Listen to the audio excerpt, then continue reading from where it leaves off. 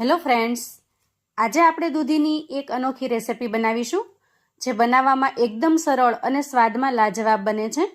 ઘરમાં દરેકની ફેવરિટ બની જાય એટલી મસ્ત ટેસ્ટી બને છે. આજની આપણી રેસિપી બનાવવા માટે સૌથી પહેલાં મેં અહીંયા 300 ગ્રામ જેટલી દૂધી લીધી છે. દૂધી આપણે એકદમ સરસ મજાની કૂણી હોય એવી પસંદ કરવાની છે. તમારી પાસે જો મોટી દૂધી હોય તો તમે એને 2 કટકામાં 2 ભાગમાં વહેંચી અને જેટલી જરૂરિયાત હોય, જેટલી રેસિપી બનાવી હોય એટલી દૂધી લઈ લેવાની. હવે આપણે દૂધીની ઉપરની છાલને ઉતારી લઈશું. પછી આપણે ખમણી લઈશું અને ખમણીનો જે આ મોટો ભાગ છે એમાં દૂધીને ખમણી લઈશું. આ રીતે મોટી ખમણીથી ખમણી લેવાથી દૂધીના લચ્છા પણ થોડા મોટા બને છે. ત્યાર પછી આપણે એક મિક્સિંગ બાઉલ લઈશું અને ખમણીને તૈયાર કરેલી દૂધીને એમાં ટ્રાન્સફર કરીશું. ખમણ્યા પછી દૂધી તરત જ કાળી પડવા લાગે છે, જેથી હવે પછીનું સ્ટેપ આપણે એકદમ ઝડપથી કરવાનું છે. હવે જુઓ, અહીંયા મેં 2 મીડિયમ સાઇઝની ડુંગળીને આ રીતે લચ્છામાં સમારી લીધી છે. લચ્છા આપણે અહીંયા એકદમ પતલા પતલા કરવાના છે. આ રીતે લચ્છામાં સમારેલી ડુંગળીને આપણે હાથ વડે મસળતા જશું અને દૂધીમાં ઉમેરતા જશું. જો આમ કરવાથી ડુંગળીના બધા જ લચ્છા આપોઆપ છૂટા પડતા જશે. ત્યાર પછી આપણે એક નાની ચમચી જેટલું મીઠું ઉમેરી દઈએ અને મીઠાને સરસ રીતે મિક્સ કરી લઈએ. હવે મીઠું સરસ રીતે મિક્સ કર્યા પછી દૂધીને આપણે થોડી વાર માટે સાઈડ પર મૂકી દઈએ. હવે આપણે એક નાની કટોરી જેટલો ચણાનો લોટ લઈશું. ચમચીના માપ પ્રમાણે જોઈએ તો આખી ભરેલી ચમચી અંદાજે 5 ચમચી જેટલો થાય છે. હવે ચણાના લોટની અંદર સ્વાદ પ્રમાણે મીઠું ઉમેરી દઈએ, થોડી હળદર ઉમેરી દઈએ 5 ચમચી જેટલી અને ચપટી જેટલી હિંગ ઉમેરી દઈએ. એકદમ સરસ સોફ્ટ બનાવવા માટે આપણે અહીંયા 1 ચમચી જેટલું તેલ ઉમેરીશું. સૌથી પહેલાં તો આ બધી જ વસ્તુને સરસ રીતે મિક્સ કરી લઈએ અને ત્યાર પછી ચણાના લોટની અંદર થોડું થોડું પાણી ઉમેરતા જઈએ અને વિસ્કરની મદદથી આ રીતે મિક્સ કરતા જઈએ.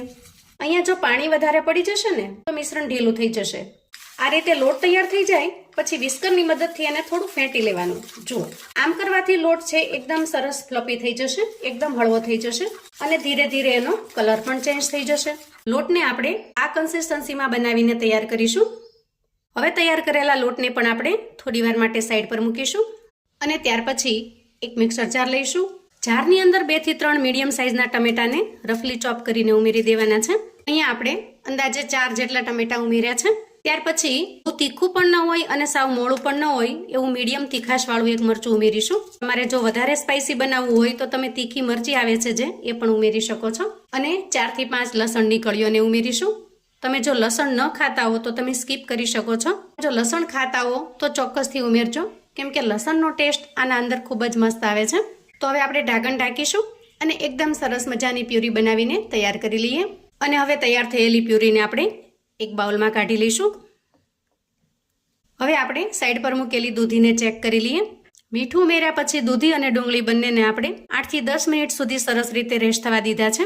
અને આમ કરવાથી એના અંદરનું જે કાંઈ નેચરલ પાણી છે એ બધું જ રિલીઝ થઈ ગયું છે.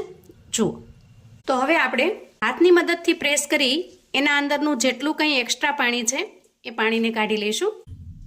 હવે આપણે ગેસ ઓન કરીશું અને ગેસ ઉપર એક પેન મૂકીશું અને પેનમાં એક નાના ચમચા જેટલું તેલ ઉમેરીશું. હવે તેલ થોડું ગરમ થાય એટલે 5 ચમચી જેટલી રાઈ ઉમેરી દઈએ અને 5 ચમચી જેટલું જીરું ઉમેરીશું. રાઈ જીરું સરસ રીતે સતળાઈ ગયું છે એટલે આપણે એમાં દૂધી અને ડુંગળીને ઉમેરી દઈએ અને સરસ રીતે સાંતળી લઈએ.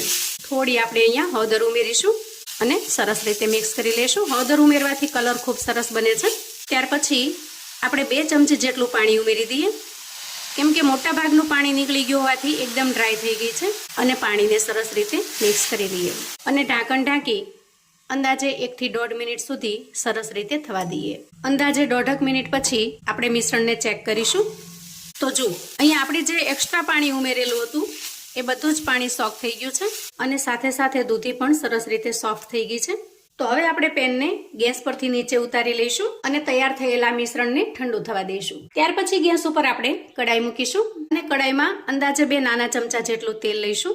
તેલ થોડું ગરમ થાય એટલે અડધી ચમચી જેટલી રાઈ ઉમેરી દઈએ અને 5 ચમચી જેટલું જીરું ઉમેરી દઈએ.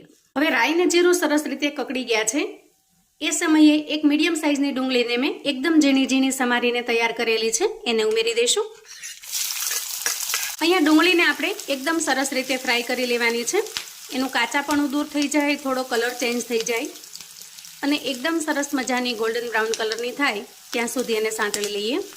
હવે ડુંગળીનો કલર ચેન્જ થઈ જાય આ રીતે એકદમ સરસ ગોલ્ડન બ્રાઉન કલરની થઈ જાય એ સમયે આપણે તૈયાર કરેલી ટોમેટો પ્યુરી ઉમેરી દઈએ અને હવે પ્યુરીમાં આપણે રૂટીન મસાલા કરી લઈશું. સૌથી પહેલાં ઉમેરીશું સ્વાદ પ્રમાણે મીઠું. તો અહીંયા મિત્રો એ વાતનો ખાસ ખ્યાલ રાખવાનો છે કે આપણે ચણાનો જે લોટ મિક્સ કર્યો છે એમાં પણ મીઠાનો ઉપયોગ કરેલો છે, એટલે કે એમાં પણ મીઠું ઉમેર્યું છે. દૂધી અને ડુંગળીને જ્યારે મિક્સ કરેલા છે ત્યારે પણ મીઠું ઉમેરેલું છે. તો અહીંયા જ્યારે પ્યુરીની અંદર તમે મીઠું ઉમેરો ત્યારે એ વાતનો ખાસ ખ્યાલ રાખવાનો. ત્યાર પછી ઉમેરીશું 5 ચમચી જેટલી હળદર અને અડધી ચમચી ધાણા જીરું પાવડર અને છેલ્લે તીખાશ માટે ઉમેરીશું 1 ચમચી લાલ મરચું પાવડર. તમારે અહીંયા જેટલું સ્પાઇસી બનાવવું હોય એ પ્રમાણમાં લાલ મરચું ઉમેરવાનું છે. આજે હું રેસીપીને થોડી સ્પાઇસી બનાવી રહી છું, જેથી મેં અહીંયા લાલ મરચા પાવડરનો વધારે ઉપયોગ કરેલો છે. હવે આપણે બધા જ મસાલાને સરસ રીતે મિક્સ કરી લઈશું અને ગ્રેવીને એકદમ સરસ રીતે પાકવા દઈશું. અંદાજે 2 મિનિટની અંદર જ ગ્રેવી સરસ રીતે તૈયાર થઈ ગઈ છે અને એના અંદરથી તેલ પણ રિલીઝ થવા લાગ્યું છે. એ સમયે આપણે થોડી કોથમીર ઉમેરી દઈએ અને સરસ રીતે મિક્સ કરી લઈએ.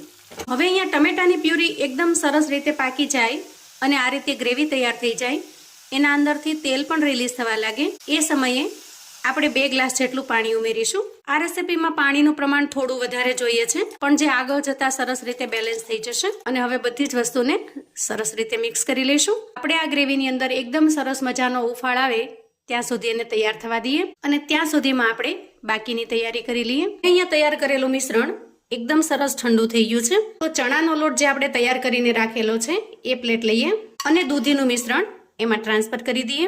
હવે આ જે દૂધીનું મિશ્રણ આપણે ઉમેર્યું છે એ મિશ્રણને હાથની મદદથી ચણાના લોટની અંદર મિક્સ કરી લઈશું. જુઓ અહીંયા બંને વસ્તુ સરસ રીતે મિક્સ થઈ ગઈ છે. ત્યાં સુધીમાં જુઓ અહીંયા ગેસ ઉપર ગ્રેવી એકદમ સરસ રીતે તૈયાર થઈ ગઈ છે. હવે આપણે જે મિશ્રણ તૈયાર કર્યું છે એ મિશ્રણમાંથી હાથ વડે આપણે થોડું પોષણ લેવાનું આ રીતે અને એને ગ્રેવીમાં મૂકી દેવાનું. તો જે રીતે આપણે વડા અથવા તો મેથીના ગોટા બનાવતા હોઈએ એ જ રીતે મૂકવાનું છે. જુઓ એકદમ આસાનીથી થઈ જશે. તમે અહીંયા હાથની જગ્યાએ ચમચીનો ઉપયોગ પણ કરી શકો છો. આ રીતે ચમચીમાં થોડું મિશ્રણ લઈ બીજી ચમચીથી એમાં સરસ રીતે ઉમેરી દેવાનું, જેથી એકદમ આરામથી શેપમાં આવી જશે. તો જુઓ આપણે અહીંયા મોટા ભાગના મિશ્રણમાંથી આ રીતે વડી જેવું પાડી લીધું છે અને આટલું મિશ્રણ બાકી વધ્યું છે, જેમાંથી આપણે આગળ નાસ્તો પણ બનાવીશું. તો હવે આપણે ઢાંકણ ઢાંકી અંદાજે 3 થી 4 મિનિટ સુધી સરસ રીતે પાકવા દઈએ. હવે અંદાજે 4 મિનિટ પછી આપણે ઢાંકણ ખોલીને ચેક કરી લઈએ. વાહ, એકદમ મસ્ત શાક બનીને તૈયાર થઈ ગયું છે. અને અહીંયા તમે જોઈ શકો છો એક કોફતા જુદા છે. આને તમે દૂધીના કોફતાનું શાક પણ કહી શકો. આ કોફતા બનાવવાની રીત આપણી અલગ છે. એકદમ સિમ્પલ અને ખૂબ જ સરળ રીતથી બનાવીને તૈયાર કર્યા છે. વળી નહીં તળવાની ઝંઝટ કે નહીં વાળવાની ઝંઝટ. એકદમ સિમ્પલ અને સરળ રીતથી બનીને તૈયાર થાય છે અને ટેસ્ટમાં એકદમ સરસ લાજવાબ બને છે. હવે આપણે ગેસની ફ્લેમને અહીંયા બંધ કરીશું. હવે ઉપરથી થોડી કોથમીર ઉમેરી દઈએ અને સરસ રીતે મિક્સ કરી લઈએ. તો અહીંયા આપણું એકદમ સુપર ટેસ્ટી એવું શાક બનીને તૈયાર છે. હવે હું તમને નાસ્તાની રીત પણ બતાવી દઉં. તો એના માટે ગેસ ઉપર એક નાનું પેન મૂકીશું.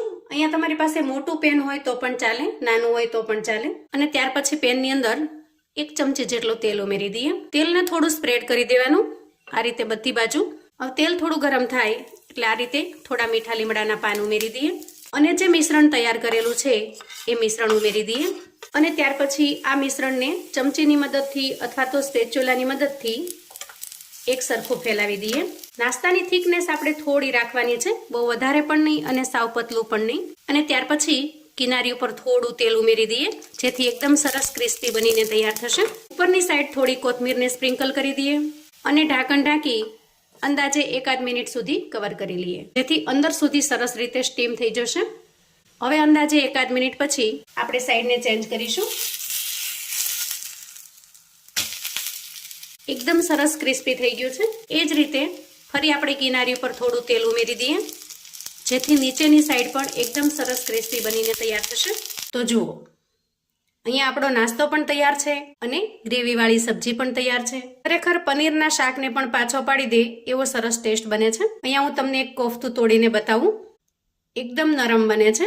દાળ ભાતની સાથે સાઈડ ડિશમાં અથવા તો મેઇન ડિશ તરીકે પણ પીરસી શકાય એવી સરસ મજાની ડિશ છે. તો રાઈસની સાથે તો ખાવાની એકદમ મજા પડી જાય એવી સરસ લાજવાબ ટેસ્ટી લાગે છે. મારા દીકરાને આ સબ્જી રાઈસની સાથે ખાવી ખૂબ પસંદ છે, જેથી હું હંમેશા રાઈસની સાથે આ સબ્જી બનાવું છું. ત્યાર પછી આપણે તૈયાર કરેલો નાસ્તો પણ જોઈ લઈએ. ઉપરથી એકદમ સરસ મજાનો ક્રિસ્પી અને અંદરથી સરસ મજાનો જાળીદાર બને છે, અને કોઈ પણ ચટણી સાથે આ નાસ્તો ખાવાની તો ખૂબ જ મજા પડે એવો ટેસ્ટી લાગે છે. ખાસ કરીને વરસતા વરસાદની અંદર ભજીયા કે ગોટાની જગ્યાએ પણ તમે આ નાસ્તો બનાવીને તૈયાર કરી શકો છો. તો મિત્રો, આવું અવનવું જાણવા માટે અને મને સપોર્ટ કરવા માટે ચેનલ પર જો તમે નવા છો તો પ્લીઝ ચેનલને સબસ્ક્રાઇબ કરજો.